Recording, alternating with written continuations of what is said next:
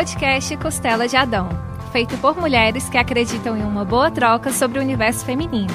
Especialmente um podcast realizado por pessoas para pessoas. Olá, sejam todos bem-vindos e bem-vindas ao Costela de Adão. Somos um podcast independente sobre questões que mudam a nossa forma de pensar, agir e viver em sociedade como mulher. Aqui falamos sobre saúde, política, cultura, comportamento e violência contra a mulher. Eu sou Bernadette e vou estar dividindo a apresentação com Sofia e Ivna. Em referência ao Dia Internacional da Não Violência contra a Mulher, o episódio de hoje será sobre violência sexual. Então, fica atenta que lá vem informação. Na noite de 15 de dezembro de 2018, a vida da modelo e influencer Mariana Ferrer, na época com 21 anos, sofreu uma triste reviravolta. De acordo com a vítima, ela teria sido drogada e estuprada durante um evento em Florianópolis. Esse local é famoso por ser um ponto de encontro para vários ricos e famosos do Brasil. O acusado é o empresário André de Camargo Aranha. Ele foi indiciado e denunciado por estupro de vulnerável. O processo corre em segredo de justiça em Santa Catarina e desde 2018 atrai olhares da imprensa e de parte da população. Em setembro deste ano, o caso veio novamente à tona quando aconteceu a audiência, na qual o empresário foi inocentado e a vítima humilhada pela defesa do réu. Ao ver a Mariana na gravação da audiência, cada uma de nós pôde sentir a sua dor e humilhação. A defesa do empresário apresentou cópias de fotos sensuais produzidas pela jovem enquanto modelo profissional, como argumento de que a relação foi consensual. Fotos em redes sociais não são justificativas para estupro. Andar de shorts não é desculpa para estupro. Andar pelada não é desculpa para estupro. É tão difícil entender que o nosso corpo não é público? A defesa de André Camargo Aranha alegou que o acontecimento deveria ser tratado como estupro culposo, onde não há intenção de violentar uma menina desmaiada.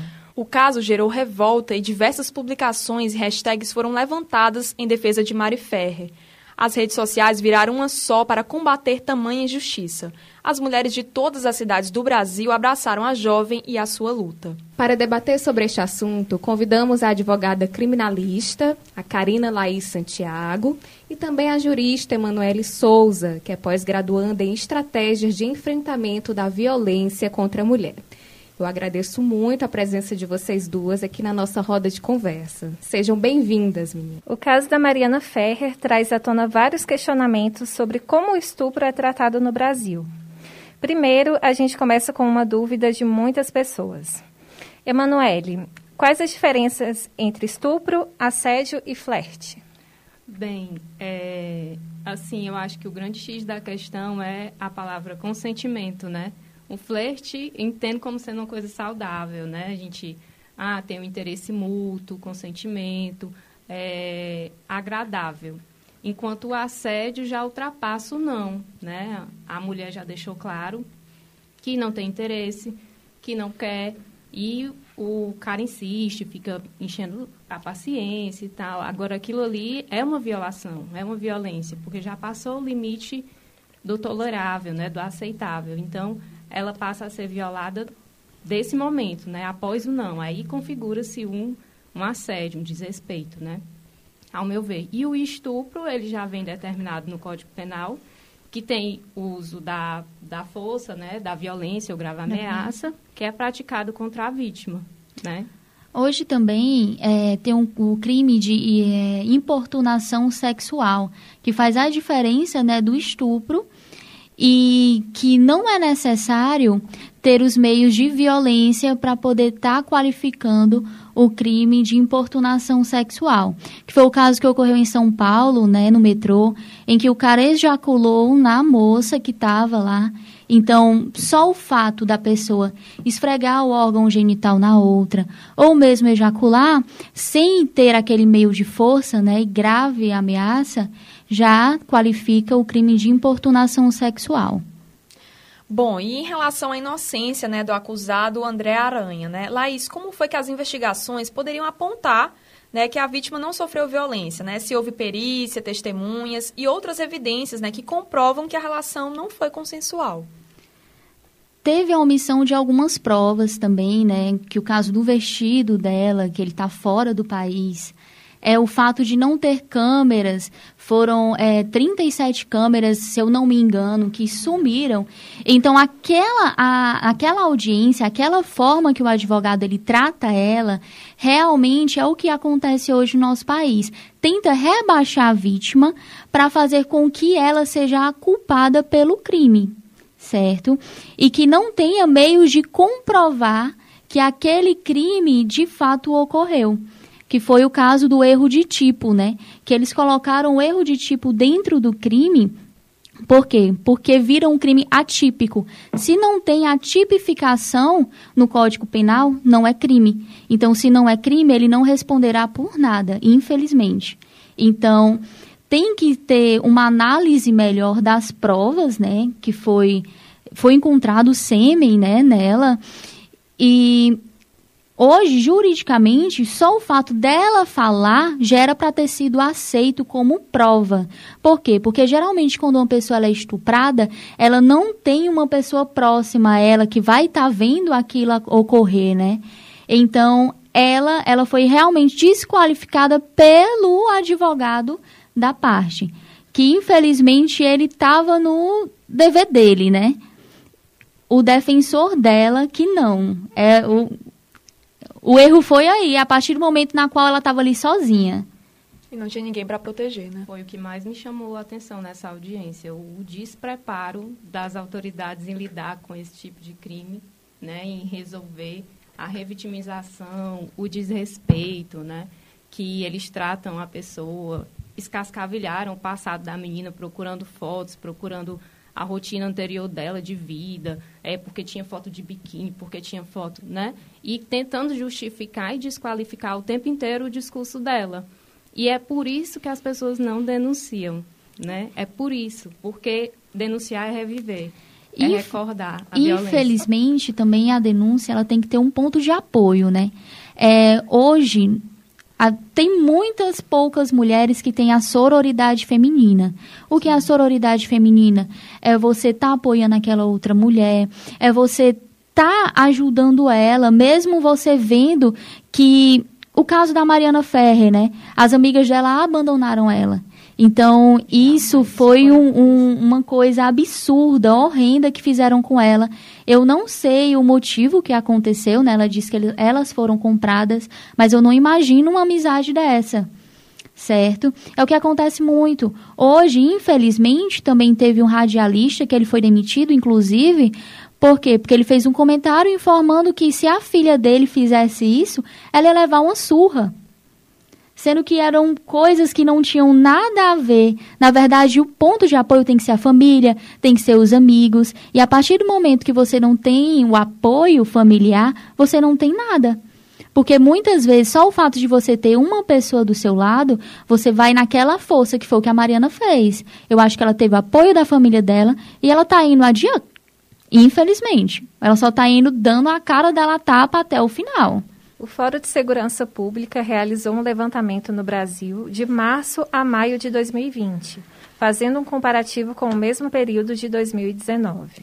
Nele foi constatado que houve uma redução de 50% no número de denúncias de estupro no país. Em 2020, foram 2.569 registros. Já em 2019, constam 5.193 denúncias. O Anuário Brasileiro da Violência também registrou uma redução significativa no número de casos no primeiro semestre de 2020, se comparado ao mesmo período de 2019. O estudo afirma que as denúncias de estupro caíram 19%, mas é importante dizer que os casos, provavelmente, não diminuíram nessa proporção. As denúncias que não chegaram até as autoridades. No período de quarentena e isolamento social, muitas mulheres foram obrigadas a conviver mais tempo com os seus agressores. A dependência financeira e emocional torna ainda mais difícil a situação de ser combatida. Bem, dá para perceber que nós mulheres ficamos mais vulneráveis a todo tipo de violência durante a pandemia. Mas essa realidade, infelizmente, sempre existiu aqui no Brasil. Foi possível notar que, de acordo com os dados citados acima, houve menos denúncias de violência sexual em 2020 no Brasil. Quais fatores podem ter influenciado isso? Será que isso foi devido à pandemia? Porque, assim, na realidade, há um paradoxo aí, né?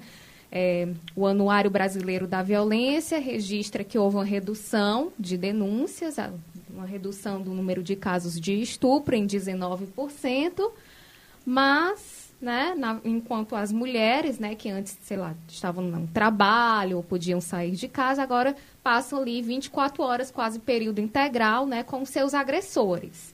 Né? Então, por que está havendo essa subnotificação? Exatamente.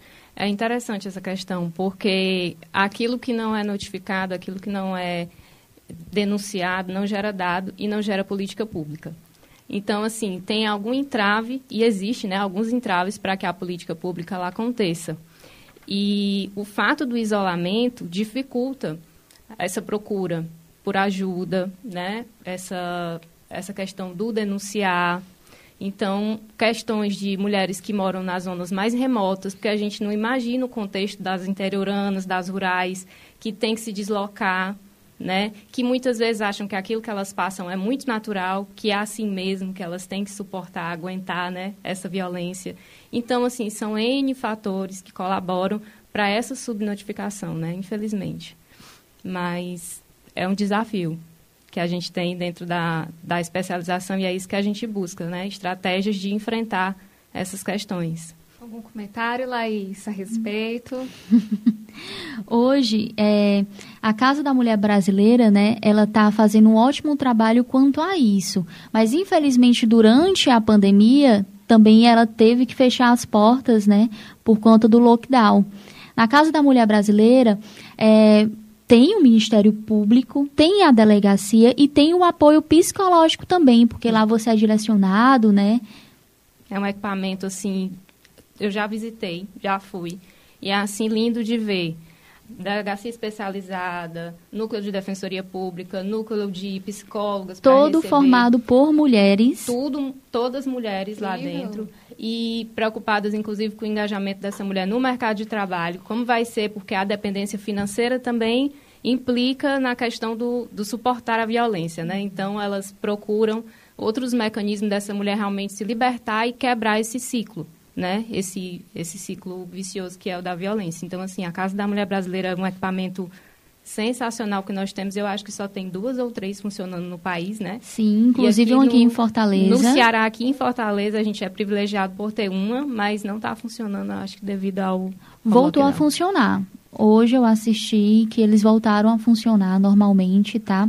Tá tendo acompanhamento.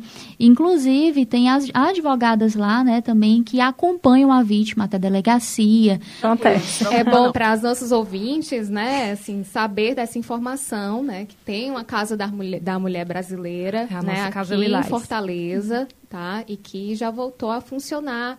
Né? Caso vocês tenham denúncia, caso vocês precisem de algum tipo de suporte psicológico, busquem a Casa da Mulher Brasileira, se vocês moram aqui em Fortaleza. Tá lá bom? atende 24 horas por dia, tá? Se vocês me deixarem, eu coloco o número de telefone, que é 3108-2999, tá? Aí, além disso, né, o poder público, ele assegura esse acompanhamento psicológico, porque o dano psicológico, ele existe, é fato, né, em razão da violência.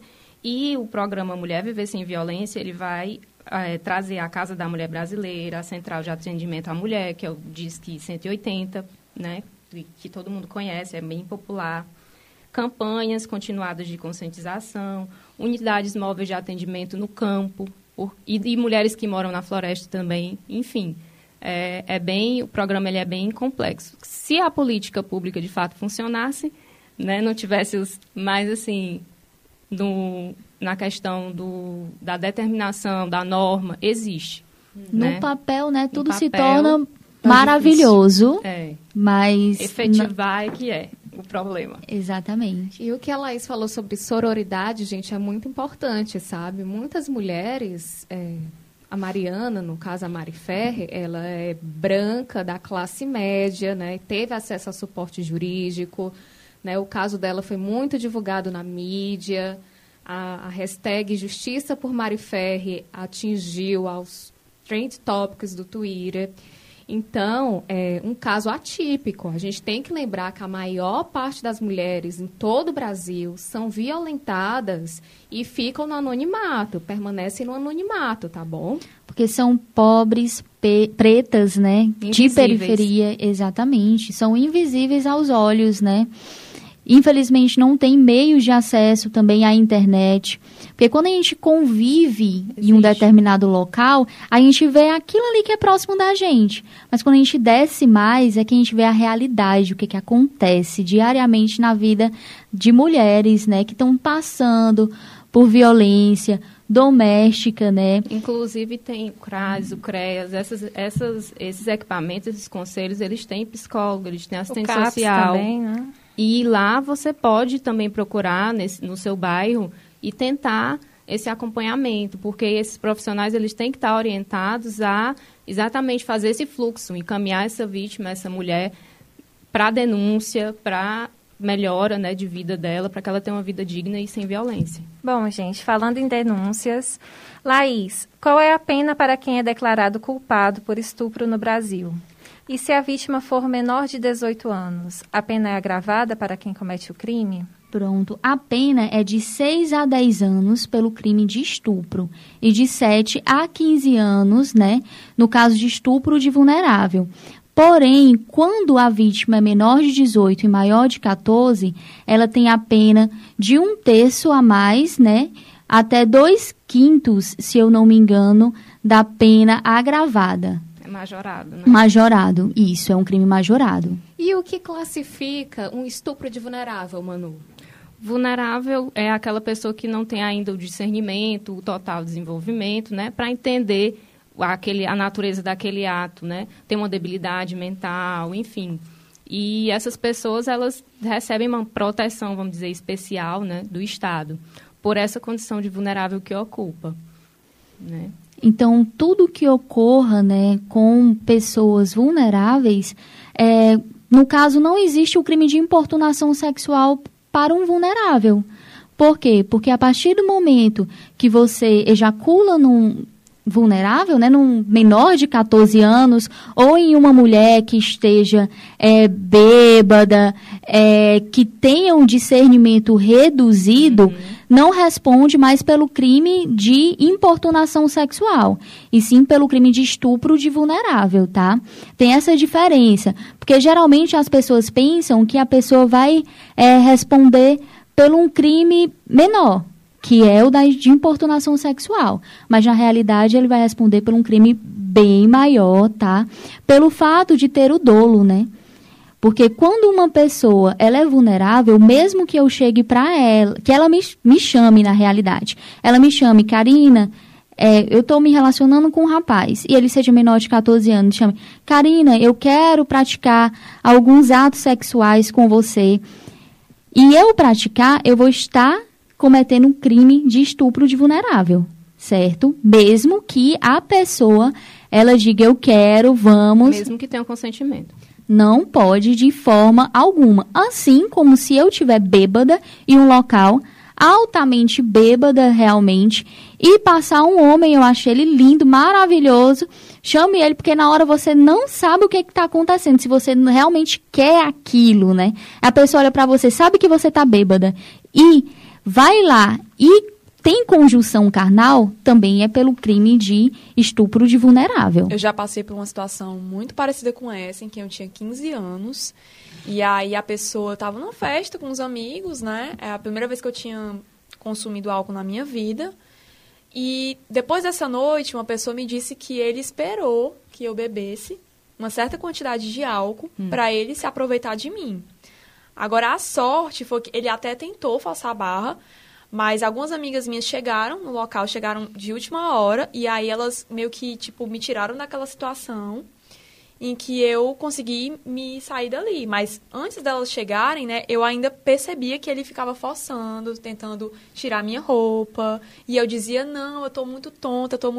Depois disso, ele foi tão cínico que no outro dia na escola, ele disse pra escola inteira que tinha feito sexo comigo. E ele não tinha feito. Aí passou um tempo e tal, e eu fiquei com muita mágoa dele, porque, assim, era uma mentira e ele tinha se aproveitado de mim naquela situação, né? Eu me senti muito invadida por ele ter espalhado isso pra escola inteira. Aí eu pedi pra minha mãe pra mudar de turno e tal.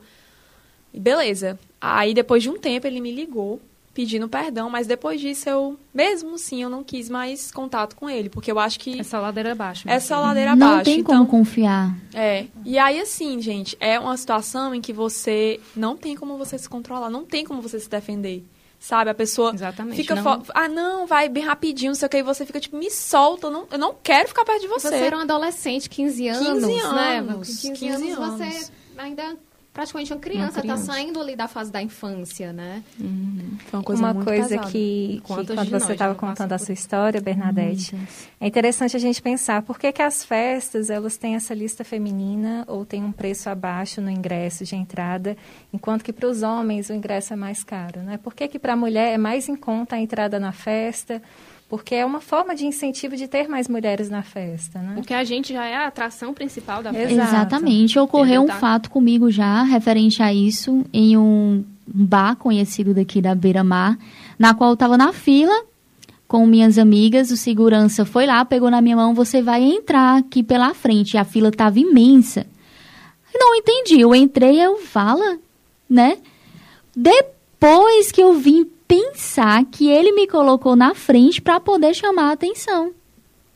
Eu não tinha entendido isso, porque no momento você não entende. Quando você entra, que você vê aquele pessoal entrando, que você vê que a maioria são homens, aí você fica, não estou acreditando que fizeram isso comigo. Que é uma forma de violência também, infelizmente, né? E tem quem chame de privilégio, né? Você paga mais barato, você tem acesso reclamando, a álcool, né? Isso. Vocês não querem direitos iguais, porque que na lista vocês não pagam. Só que eles não entendem que a atração principal é as mulheres. Isso é constrangedor, né? Quando Demais. a gente para pensar, essa ficha cai. Mas que constrangedor é desrespeitoso mesmo, né? Com certeza. E um dos assuntos mais falados é em relação à punição do agressor. A castração química é um tópico muito polêmico aqui no Brasil, inclusive no mundo. E eu queria saber qual a opinião de vocês duas em relação a esse tipo de punição. A castração química, como o nome já fala, né? Ele é um meio químico de inibir, né, a vontade do homem de ter aquele libido, né? Mas, infelizmente, o ato do estupro ele não ocorre apenas pela penetração. Ocorre também pela grave ameaça. Ele pode também estar tentando satisfazer outro homem ou mesmo outra mulher, pegar uma arma, apontar para uma moça que esteja passando, mandar ela tirar a roupa e se masturbar para outra pessoa ver. Então, a castração em si, ela não é um meio, né, muito adequado para poder estar falando que é uma punição boa para o homem. Não é, porque tem mão, tem objetos. Então, isso realmente não é algo que venha a inibir de ocorrer, né, mais assédio, mais estupro. Não é um meio muito adequado, realmente. Também não vejo como uma solução eficaz para esse tipo de conduta, porque, como a colega falou, concordo com ela, isso não impede nada. Não impede. Até porque muita gente diz que é um instrumento de dominação, né? Que às vezes a pessoa não tá excitada. Tipo assim, vou fazer sexo com aquela pessoa sem ela querer. É porque eu quero me sentir dominando a situação, dominando aquela mulher. Exatamente. E tem vários países, né, que optam por esse tipo de punição. A França, a Dinamarca, a Alemanha, Colômbia, Rússia, enfim. Mas inibe a testosterona, né, o prazer e tal. Mas a pessoa continua sendo fértil, né? Tendo fertilidade e tal. É um negócio assim bem... Eu acho que não... É a mesma coisa de mandar cortar, né? Sim. Vai ser uma punição só porque é para homem, né? Ter um pênis meu Deus, para glorificar de pé. Mas seria uma punição só... Cajado ungido, né? Só para isso. Porque tem outros meios, infelizmente. Assim, muitos falam sobre punição ao agressor, acolhimento à vítima. Mas existem pessoas e instituições que pregam que se a mulher engravidar, né, devido a um estupro, será responsável por gestar o feto que foi fruto dessa violência, né? Desse ato sexual. O que vocês pensam a respeito disso, meninas? Esses grupos tipo Provida? Eu acho que a gente tem que ser pró-vida realmente, né? Pensar na vida da mãe, pensar na vida do filho que vier a nascer e vai ficar em orfanato, né? A gente tem que ser realmente pró-vida. Quanto a isso, a questão do estupro, né? E a vítima, ela vir a engravidar e gerar um filho, hoje ela pode estar abortando sim, tá? No papel dizem, né, que ela só tem que ir até um hospital, falar sobre estupro, né, sem mesmo estar portando uma denúncia. Não precisa do BO, não precisa de autoridade judicial, você vai lá no hospital sem isso, até porque na lei está dizendo bonitinho, né? Fala-se isso, mas quando a mulher chega lá, ela vai ser acompanhada, né? Também dizem que ela vai ser acompanhada por psicólogo, especialistas, só que tem médico que não quer estar abortando. Mais um entrave para, né, a política pública, porque ele pode decidir se ele quer ou não quer fazer. Não é todo médico que faz, não é todo hospital que faz. Aqui o Hospital Gonzaguinha de Messejana faz e a maternidade escola também faz, salvo engano. Mas tem determinado tipo de profissional que não, opta por não fazer questões religiosas, principiológicas e tal, não vou fazer, e ele pode não fazer. E aí o direito da mãe, da mulher, né? Como é que fica? Já está com um dano psicológico irreversível, da né? Vítima, né? Antes de tudo, vítima. Ela é a vítima. Ela é a vítima de um crime absurdo, que ela foi violada. Então, muitas vezes é pelo pai, pelo irmão, pelo um tio, um primo. Então, é muito complicado, que nem o caso da criança, né? Que foram, a mesa evangélica foi ser provida em frente ao hospital e a vida da criança tinha 10 anos de idade, pelo amor de Deus. O Papa falou agora que é um dano irreversível, que estupro é um crime que não deveria existir. O pessoal quer falar de religião quando não se tem realmente amor ao próximo. Porque a realidade é essa. Uma pessoa que quer simplesmente impor uma criança de ter outra criança, fruto de um estupro de um tio, ela não sabe nem o que é o conceito de Deus, que é amor. Me parece uma empatia muito seletiva, né? Sim.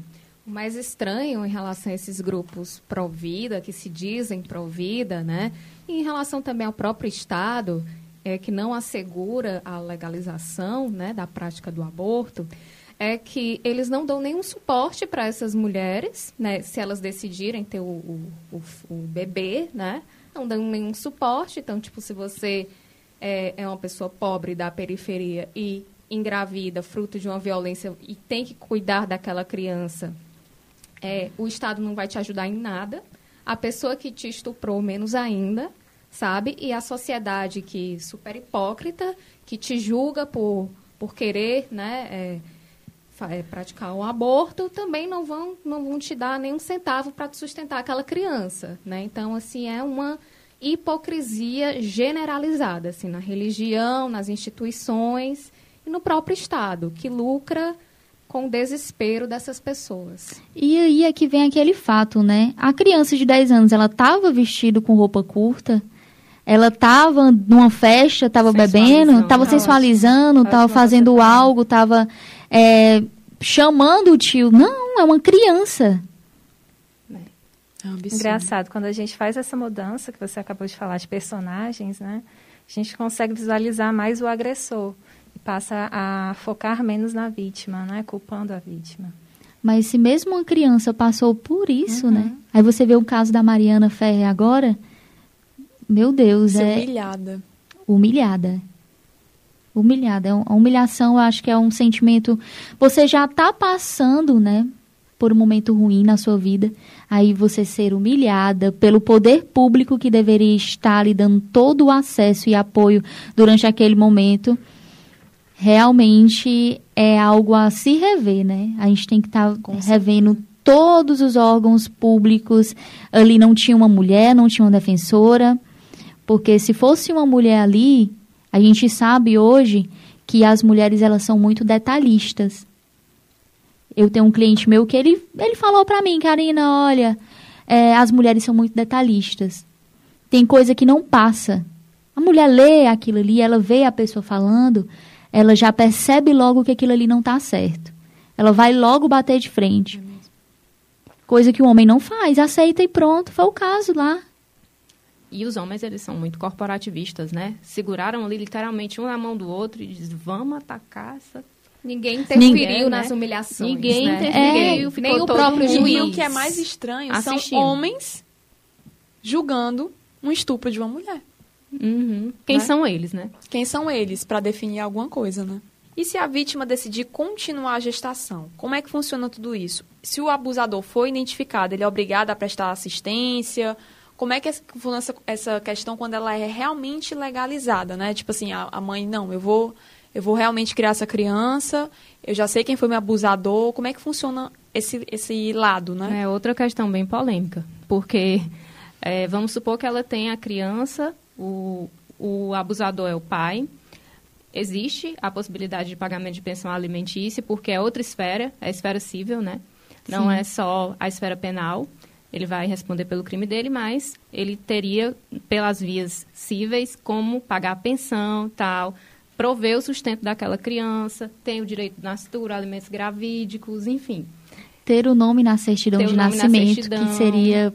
Então, tudo isso. Aí, depois, ele pode querer pedir direito de visita, guarda.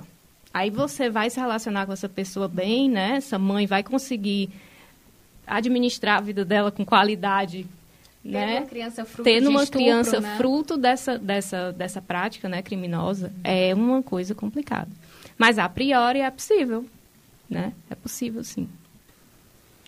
Acho que falando de assistência, é cabível a gente falar também a questão de uma vítima de violência sexual, ela tem grande propensão à ansiedade, a ter crises de pânico, à depressão.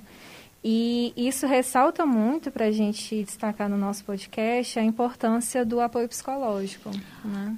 Eu acompanhei de perto um caso de estupro. Uma moça, ela tinha ido para um festival de música, na qual ela bebeu lá, e o rapaz, de certa forma, ele era o dono da casa, ele sentiu do direito, né, de cometer relações sexuais com ela. 4h da manhã eu recebi mensagem dessa moça me informando o que tinha acontecido, tá? Você pode se direcionar a um hospital e lá chegando, você informa que você foi infectado, que você foi exposto. Automaticamente eles vão lhe dar uma pulseira, se eu não me engano, salvo engano, a pulseira vermelha, e você vai ser direcionado para ter atendimento tanto psicológico quanto um acompanhamento com uma médica mulher, que ela vai estar passando todo o coquetel, né, para a pessoa não ter risco de engravidar ou pegar alguma doença sexualmente transmissível. Também encaminha para o psicólogo, mas infelizmente, quando você passa por uma situação dessa, é muito complicado, né, você conseguir se manter bem. Pelo contato que eu tenho com essa pessoa até hoje, é muito complicado, ela não consegue ver uma publicação referente a isso. Eu publiquei algo no meu Instagram nesses dias sobre violência sexual também, que a pessoa ela pediu, Karina, me desmarca porque eu não consigo estar vendo isso. Por quê? Porque ela fez a denúncia, porém não foi investigado. Não acredito, não. Não foi investigado. Não foi apurado. Por quê? Não deram motivo. Infelizmente, na época, eu não era advogada ainda. Então, não pude acompanhar o caso de perto. Minha maior indignação é isso. Ela fez o exame de corpo de delito, foi apurado tudo, mas não deu em nada. É a questão da vítima se humilhar para poder estar denunciando, né? Tomar coragem e se encher de força. Quando eu digo se humilhar, é o fato de você se encheu de força, aí chega lá, você é humilhada. Uhum. Porque eles não darem um passo à frente para poder estar tentando investigar, indo atrás, tinha endereço, tinha tudo da pessoa. E como deve ser difícil a questão da confiança, né? Se você não consegue confiar num serviço que é prestado para você, se você não consegue confiar numa pessoa, como é que deve ser a pessoa que se relaciona, né, posteriormente, afetivamente, sexualmente, após sofrer uma violência sexual, né? Por isso também a gente ressalta a questão de você, diante de um psicólogo, é um profissional que ele tem uma escuta qualificada, né? Não é qualquer escuta, é todo um preparo que vai, enfim, se necessário, te encaminhar a um acompanhamento psiquiátrico, se precisar.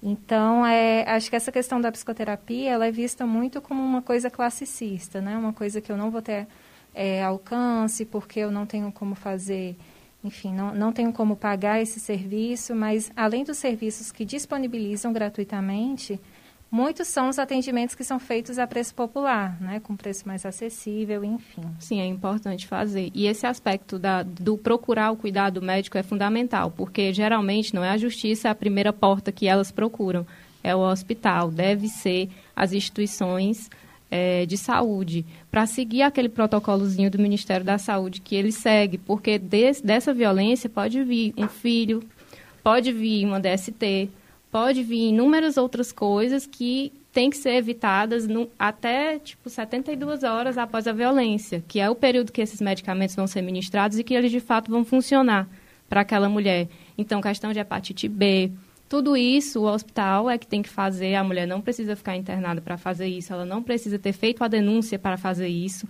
porque a denúncia geralmente ela é posteriormente. Que ela vai fazer isso. Então, é importantíssimo fazer isso, ir atrás da coleta de vestígios, né, para exatamente procurar os indícios do criminoso no corpo daquela vítima. Então, é feito esse trabalho na PFOS, com criança também. Então, tem que fazer isso daí para ver a prova, para ter a prova. Exames invasivos, né, que revitimizam. Então, assim, difíceis de ser feitos, mas que precisam ser feitos para comprovar, né, a existência de crime. Lembrando que no dia 25 de novembro, né, é comemorado o Dia Internacional da Não Violência, né? Assim, é o Dia Internacional da Não Violência contra a Mulher. E nós estamos nessa semana, nós estamos vivendo exatamente essa semana, né, que são 16 dias de ativismo, que é fechado esse ciclo no dia 10 de dezembro, que é o Dia Internacional dos Direitos Humanos, né?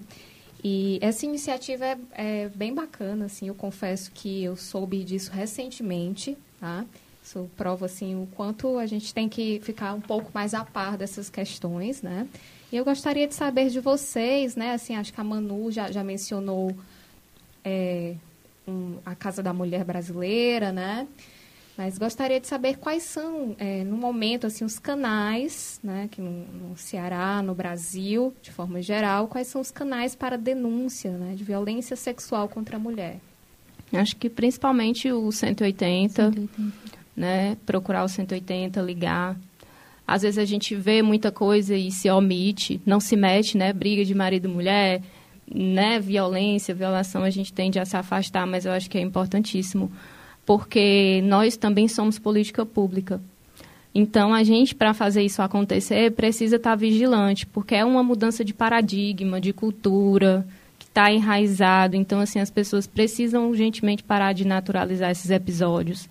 Isso não é normal, isso não é certo, né? Isso não é justo com as mulheres. Aí que cabe a sororidade feminina, né? Sim, porque, exatamente. Às vezes, até nós, a gente fecha os olhos pro lado da amiga, que a gente... mas eu avisei, você está passando por isso, eu não estava lhe avisando. Isso também é um problema nosso, né? Aquela sororidade, ela tem que nascer não só para aquele caso da Mariana Ferrer que está ali, que a gente não conhece, mas sim para aquela amiga que está do lado, que infelizmente a gente não tem olhos para isso.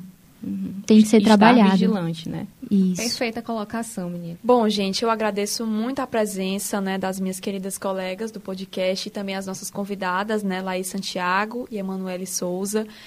Obrigada, né, por compartilhar esse momento, nessa conversa tão construtiva que a gente teve hoje. E se vocês quiserem, né, acrescentar alguma coisa, vocês podem falar o que vocês quiserem. Fiquem à vontade, meninas. Laís. Também agradeço a presença de todas, né, não só das minhas amigas, Bernadette, Sofia, Isabelle, mas também de vocês duas, assim, que foi brilhante a conversa, tá? Deu tudo, assim, foi melhor do que eu esperado, e eu gostaria que vocês fizessem as considerações finais, assim. Além de que denuncie, tá, gente? Sim. Denunciem, vão a fundo mesmo, porque a cada denúncia feita, né, vai estar inspirando outras mulheres a estarem denunciando também. O que ocorreu também em outro crime, né, que no caso é da violência doméstica, o que aconteceu durante um tempo foi que falaram que depois que a Lei Maria da Penha veio a vigor, tinha aumentado os casos. Mas por ignorância. Na realidade, elas tomaram força e foram denunciar. Porque aqueles casos, eles estavam acontecendo, porém, elas não poderiam denunciar. Elas não tinham aquele acesso, elas não saberiam como fazer. E hoje elas fazem. E é o caso que também ocorre com a violência sexual, né? Sim.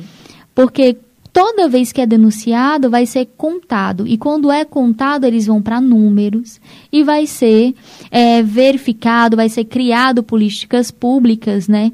E vai estar agregando, né, evolução. A evolução da denúncia, da pessoa estar tomando força realmente contra aquilo. Exatamente. Frisar para as mulheres que sofrem desse tipo de violência que existe sim uma rede de apoio, que não é uma coisa só do Poder Judiciário, não.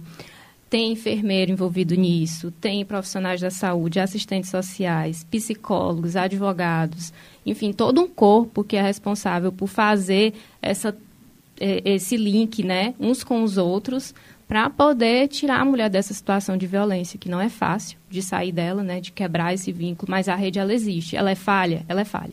Mas a gente trabalha para que ela realmente funcione, né? Então, denunciem, não deixem de procurar ajuda, não deixem de lutar pelos direitos das mulheres, né? São direitos humanos, são direitos fundamentais. Humanos. Sim, né? E cabe ressaltar, né, que também nós, mulheres, infelizmente, nem na morte a gente está tendo mais paz, né? Nossa, verdade. Aconteceu necrofilia e isso, no caso, é vilipédio a cadáver. É um crime sexual, né, contra a mulher. E, infelizmente, que está acontecendo aí, que foi à tona em 2020, que tinham vários médicos que ficavam selecionando a vítima. Tinha aquela briga interna naqueles hospitais para poder saber quem é que ia ficar de plantão. E, infelizmente, isso está acontecendo no país e tem que ser observado também. Então, não a gente está vivendo isso em vida e em morte. Então, se souber também desse tipo de violência, se você conviver com alguém que faz esse tipo de piada referente a sexo com uma mulher morta, é o vilipédio, né, de cadáver, então você tem que denunciar também. Porque o nosso corpo, ele foi feito para não ser violado. A gente tem que estar à frente, a gente tem que sentir vontade, né? Então, isso também tem que ficar aqui. Cada vez mais espalhar essa ideia de que nossos corpos são nossos. São nossos. Não são de domínio público. Não é de domínio público. Exatamente. Quando se tem ciência de um crime e não se denuncia, você está compactuando com o agressor, tá, gente? Você está sendo cúmplice do agressor. Tem a coautoria e o participe, né? Então, tem que ficar bem atento se você não está cometendo um crime também. A expressão estupro culposo não foi utilizada durante a audiência do caso Mari Ferri. Na verdade, esta expressão foi usada em uma matéria publicada em setembro de 2020 no jornal The Intercept Brasil para explicar e resumir o caso para o público leigo. Bom, gente, você pode seguir a gente no Instagram, @podcast Costela de Adão, ou acessar diretamente a nossa página no Spotify, Costela de Adão, e também estamos no Google Podcasts. Esse programa teve a produção e locução de Bernadette Vasconcelos, Ivna Maciel, Sofia Guimarães, Isabelle Fernandes e Camila Magalhães. Gravação e edição de João Rufino. Hoje recebemos aqui a advogada criminalista Carina Laís Santiago e também a jurista Emanuele Souza, que é pós-graduanda em estratégias de enfrentamento da violência contra a mulher. Muito obrigada a você que ficou nos ouvindo até agora e até o próximo episódio. Podcast Costela de Adão, feito por mulheres que acreditam em uma boa troca sobre o universo feminino. Especialmente um podcast realizado por pessoas para pessoas.